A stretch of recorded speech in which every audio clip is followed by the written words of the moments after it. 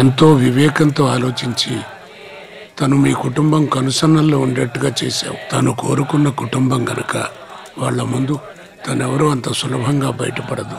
అందుకని ఎక్కువసేపు సహనంగా ఉంటుందని ఆశించద్దు.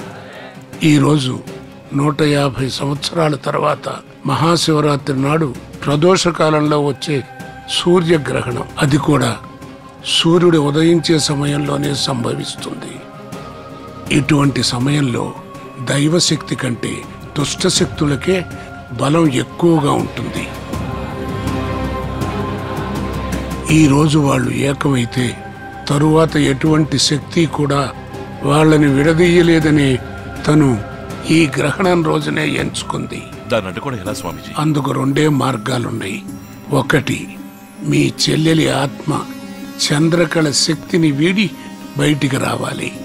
అందుకు అవకాశం లేదు. ఇంకో దారేంటి స్వామీజీ? దోష నివారణకు 8 గ్రామాల్లో ఉన్న అమ్మవార్లని కృష్ణానది నీటిలో దించే సమయానికి నువ్వు ఆ అబ్బాయిని తీసుకుని అక్కడికి రావాలి. నేను ఇప్పుడే వెళ్ళి మురళిని తీసుకొస్తాను. తొందరపడకు, అదంత సులభం కాదు. గ్రహణం మొదలైన తరువాత క్షణానికి తన శక్తి ఎన్నో రెట్లు ఎక్కువ అవుతూనే ఉంటుంది.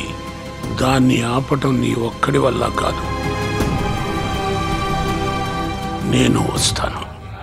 అయ్యో, మళ్ళీ రూమ్ లోకి వెళ్ళిపోయారే. మంచి ఛాన్స్ మిస్ చేశాడు. మంచి ఛాన్సా?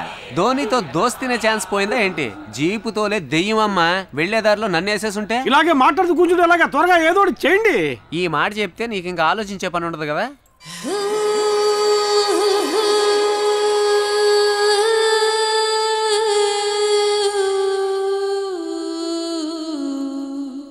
బొట్టు పువ్వులు ఏంటి నువ్వు ఇలా పక్కా పల్లెటూరు పిల్లలా మారిపోయావు?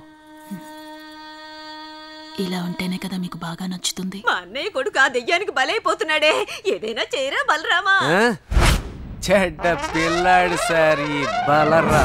ఇదే చెప్తుండు, ఇంకేది చెయ్యకు. నేను తిన్నగా మురళి రూమ్ కి వెళ్తున్నాను. వచ్చేవాళ్ళు రండి. నిన్ను ఒంటరిగా పంపించడానికి నేను చేతకాని వాడిని కాదు. మనం అంతా గుంపుగా వెళ్లి దెయ్యాన్ని అటాక్ చేయాలి. కానీ కేర్ఫుల్ గా అటాక్ చేయాలి. దెయ్యాలకి ఏమేమంటే భయమో అవన్నీ మన చేతుల్లో ఉండాలి. చెప్పులు మంచి ఐడియా కదా. చెప్పులంటే దానికి భయం అని వెరీ చెప్తున్నా. గుడ్. నెక్స్ట్ అమ్మవారి పటం, చీపురి కట్ట, కుంకుమ నిమ్మకాయ, విభూది. Then why wait, take all the weapons. Sir చూడండి సార్. కేశవరావు గారు ఇక మనల్ని ఎవ్వరూ వేరు చేయలేరు.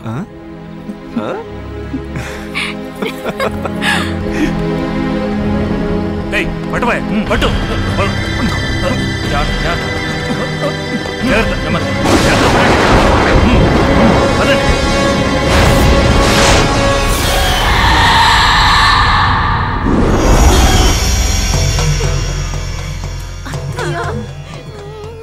ప్రతిదానికి నన్నే ముందుకు తోస్తారండి మీరు.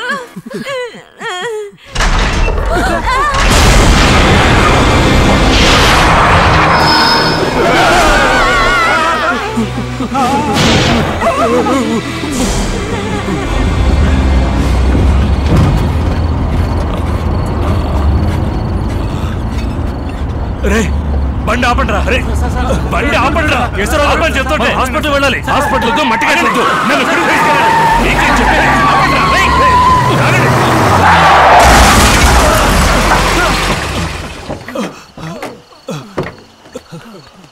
ఈయనకి పిచ్చిగా నెక్కిందా?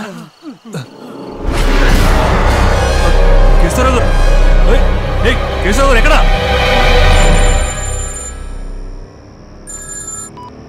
హలో, ఉన్నట్టుండి మీ చెల్లెలు ఆవేశంతో బయటకు వెళ్ళిపోయింది. గదిలో చూస్తే మురళి స్పృహ తప్పి పడున్నాడు. ఎంత లేపినా లేవడం లేదు. వాళ్ళందరినీ ఆ ఇంట్లోంచి బయటికి వెళ్ళమని చెప్పు. అయితే మురళిని కూడా తీసుకుని బయలుదేరవా? అది వాళ్ళ వల్ల కాదు. మిగతా వాళ్ళని మాత్రమే వెళ్ళమను.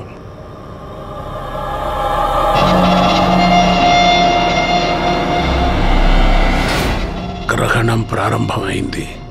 మనకు సమయం తక్కువగా ఉంది. మనం త్వరగా వెళ్ళాలి.